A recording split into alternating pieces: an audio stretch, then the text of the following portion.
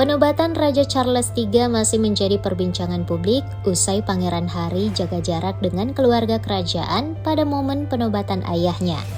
Kini istri Harry, Meghan Markle, yang menjadi sorotan alasan memutuskan tak menghadiri agenda penting keluarga sang suami Pangeran Harry dipertanyakan.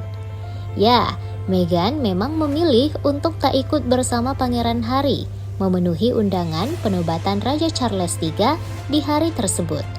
Ternyata, ibu dua orang anak ini diketahui menghabiskan waktu untuk mendaki. Meghan Markle terlihat menikmati momen hiking di California di tengah pekan penobatan sang mertua. Wanita kelahiran 41 tahun silam ini bergabung dengan temannya Marcus Anderson dan Heather Dorak untuk menikmati aktivitas tersebut. Dalam kegiatan ini, bintang Suits ini terlihat mengenakan topi, kacamata hitam untuk jalan-jalan dan mengikatkan jaket di pinggangnya. Ternyata momen penobatan Raja Charles juga menjadi akhir pekan yang sibuk bagi Meghan. Ini karena di hari yang sama, Meghan juga merayakan ulang tahun anak sulungnya, Pangeran Archie Harrison Mountbatten-Windsor.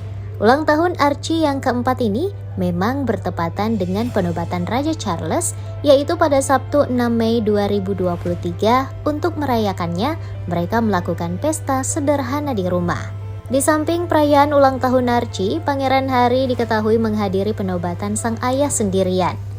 Ia langsung naik mobil sendirian untuk melakukan perjalanan pulang menuju bandara hanya beberapa jam setelah upacara penobatan di Westminster Abbey selesai.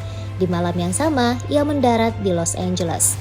Selama penobatan berlangsung, Duke of Sussex tampak tidak berinteraksi dengan Raja Charles III atau saudara laki-lakinya Pangeran William. Ketika sampai di lokasi, ia hanya mengobrol dengan sepupunya Putri Beatrice dan Putri Eugene, serta suami keduanya. Pangeran Harry juga terlihat duduk di baris ketiga. Diketahui pula, pria kelahiran 38 tahun ini tidak diundang untuk tampil di balkon Istana Buckingham setelah upacara.